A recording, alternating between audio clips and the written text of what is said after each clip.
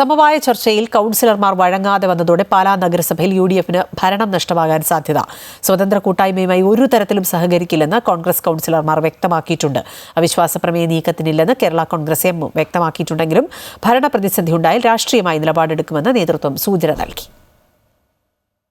പാലാ നഗരസഭ ഭരണമുന്നണിയിലെ ഭിന്നത പരിഹരിക്കാൻ Francis George M P, Mani C Kappan MLA, UDF-ലെ വിവിധ നേതാക്കൾ തുടങ്ങിയവരുടെ നേതൃത്വത്തിൽ വ്യാഴാഴ്ച നടത്തിയ ചർച്ചകൾ സമവായത്തിലെത്തിയില്ല. സ്വതന്ത്ര കൂട്ടായ്മയുമായി സഹകരിച്ച് മുന്നോട്ടു പോകാൻ കഴിയില്ലെന്ന് കോൺഗ്രസ് കൗൺസിലർമാർ ആവർത്തിച്ച് വ്യക്തമാക്കി. ചെയർപേഴ്സണിൽ വിശ്വാസമില്ല എന്ന് കൗൺസിലർമാർ നേതൃത്വത്തെ അറിയിച്ചിട്ടുണ്ട്.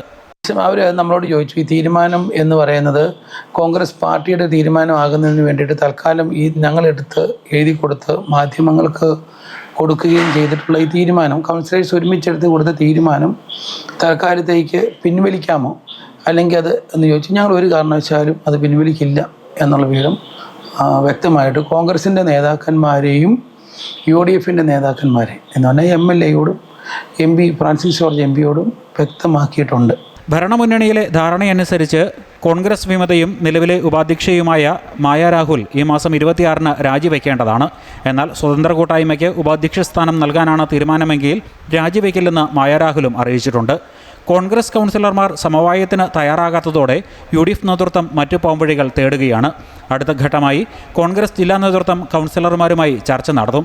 അതേസമയം ഭരണം അട്ടിമറിക്കാൻ ഒരു നീക്കവും നടത്തില്ലെന്ന് കേരള കോൺഗ്രസ് എം വ്യക്തമാക്കിയിട്ടുണ്ട്. സ്വതന്ത്ര കൂട്ടായ്മയുമായി ചേർന്ന് ഒരു നീക്കുപോക്കിനും തയ്യാറല്ലെന്നുമാണ് കേരള കോൺഗ്രസ് എമ്മിൻ്റെ നിലപാട്. എന്നാൽ ഭരണപ്രതിസന്ധി ഉണ്ടായാൽ രാഷ്ട്രീയപരമായി നിലപാട് സ്വീകരിക്കുമെന്നും നേതൃത്വം സൂചന നൽകിയിട്ടുണ്ട്. ഇതിനിടെ ഭരണപ്രതിസന്ധി ആരോപിച്ച് BJP നഗരസഭയിലേക്ക് പ്രതിഷേധ മാർച്ച് നടത്തി. BJP കോട്ടയം വെസ്റ്റ് ജില്ലാ പ്രസിഡന്റ് G. ലിജിൻലാൽ പ്രതിഷേധ പരിപാടി ഉദ്ഘാടനം ചെയ്തു.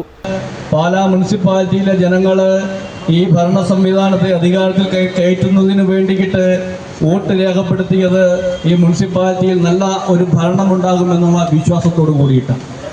ആ വിശ്വാസത്തോടു കൂടി വോട്ട് ചെയ്ത ജനങ്ങളുടെ മുന്നിൽ കൊഞ്ഞനം കുത്തുന്ന സമീപനമാണ് ഇപ്പോൾ ഈ മുനിസിപ്പാലിറ്റിയിലെ ഭരണ സംവിധാനം നടത്തിക്കൊണ്ടിരിക്കുന്നത് എന്ന കാര്യത്തിൽ യാതൊരു സംശയവുമില്ല. സ്ഥിതി രൂക്ഷമായിരിക്കുമ്പോഴും 2 കൗൺസിലർമാരുള്ള CPM വിഷയത്തിൽ ഒരു പ്രതികരണവും നടത്തിയിട്ടില്ല.